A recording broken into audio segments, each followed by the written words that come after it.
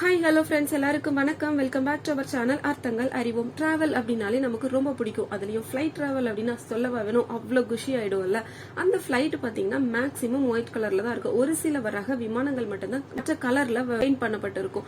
Flight ஏன் white கலர்ல இருக்குது அப்படின்றதுக்கான ரீசன் இந்த வீடியோல சொல்ல போறேன். நீங்க இன்னும் நம்ம சேனலை சப்ஸ்கிரைப் பண்ணலன்னா மறக்காம சப்ஸ்கிரைப் பண்ணிக்கோங்க. அப்படியே பக்கத்துல இருக்க பெல் ஐக்கானையும் டேப் பண்ணி ஆல் அப்படின்ற ஆப்ஷனை கொடுத்துக்கோங்க. இப்போ வாங்க வீடியோக்குள்ள போகலாம். ஃபிளைட் ஒயிட் கலர்ல இருக்கிறதுக்கு தொழில்நுட்ப ரீதியா பல காரணங்கள் சொல்லப்படுது. அதுல முதல் ரீசன் என்ன அப்படின்னு சொல்லி பாத்தீங்கன்னா, மற்ற கலர்ஸ் எந்த அளவுக்கு சூரிய ஒளிக்கதிர்களை ரிஃப்ளெக்ட் பண்ணுதோ, அதாவது எதிரொலிக்குதோ, அதை விடவும் வெள்ளை நிறமானது அதிக அளவுல எதிரொலிப்பு தன்மையை பெற்றிருக்குது. இதனால பிளைட் ரொம்ப உயரமா பறக்கும் போது சூரியனோட ஒளிக்கதிர்கள் பிளைட் மேல டைரக்டா பட்டாலும் அந்த ஒளிக்கதிர்கள் எதிரொலித்து வெளியில போயிடுது. இதனால அந்த ஒளிக்கதிர்கள்ல இருந்து வரக்கூடிய வெப்பம் பிளைட்டுக்கு உள்ள கடத்தப்படாம தடுக்கப்படுது. இதுக்காக தான் ஒயிட் கலரை ப்ரிஃபர் பண்றாங்க.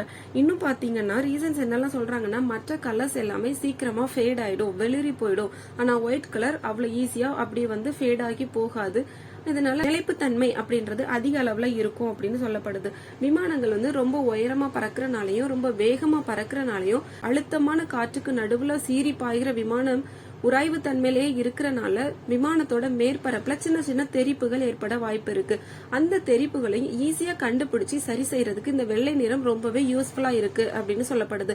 இன்னொரு பக்கம் எரிபொருளோ இல்லைன்னா ஆயிலோ லீக் ஆகுது அப்படின்னா அதை ஈஸியா கண்டுபிடிக்கிறதுக்கு ஒயிட் கலர் ரொம்பவே ஹெல்ப் பண்ணும். இப்ப மேக்சிமம் இருக்கிற பிளைட் சர்வீஸ் கம்பெனிஸ் எல்லாம் பாத்தீங்கன்னா பிளைட்டை மேனுபேக்சரர் கிட்ட இருந்து குத்தகைக்கு தான் எடுக்கிறாங்க. அதை குத்தகைக்கு எடுத்து சர்வீஸ கொடுக்கறாங்க. இப்ப குத்தகை பீரியட் முடியுது அப்படின்னு சொன்னா திரும்பவும் போயிட்டு மேனுபேக்சரர் கையில பிளைட் ஹேண்ட் ஓவர் பண்ணணும். அப்படி அவங்க பண்ணும்போது ஒயிட் கலர்ல பெயிண்ட் அடிக்கப்பட்ட பிளைட்டா இருந்தா அதோட ரீசெல்லிங் வேல்யூ அப்படின்றது மற்ற கலர்ஸ்ல பெயிண்ட் அடிக்கப்பட்ட பிளைட்டை விடவும் அதிகமா இருக்குது. சோ ரீசெல்லிங் வேல்யூ அதிகமா இருக்கிறனாலையும் ஒயிட் கலர்ல பெயிண்ட் பண்றாங்க. இதனால அந்த பிளைட்டை இந்த மேனுபேக்சரர் ஈஸியா திரும்ப ரீபெயிண்ட் பண்ணி லோகோ மட்டும் மாத்தினா போதும், இன்னொரு கம்பெனிக்கு அந்த பிளைட் சொந்தமாயிடுது. நியூவா ஏதாவது ஒரு கலரை அடிக்கிறாங்க அப்படின்னு சொன்னா பிளைட்டோட எடை அதிகமாகுது அப்படின்னு சொல்லப்படுது. எக்ஸாம்பிளுக்கு போயிங் 747 அந்த பிளைட்டை எடுத்துக்கிட்டோம்னா அந்த பிளைட் ஃபுல்லா பெயிண்ட் அடிச்சு முடிக்கிறப்ப அந்த பிளைட்டோட எடை ஆக்சுவலா இருந்த வெயிட்ல இருந்து 250 கிலோ வரைக்கும் அதிகமாகுது. இந்த பிளைட்டோட எடை அதிகமாகுது அப்படின்னா அந்த பிளைட் வானத்துல பறக்கும் போது அதுக்கு அதிகமான இயக்க சக்தி தேவைப்படுது. இதனால எரிபொருள் செலவும் அதிகமாகுது.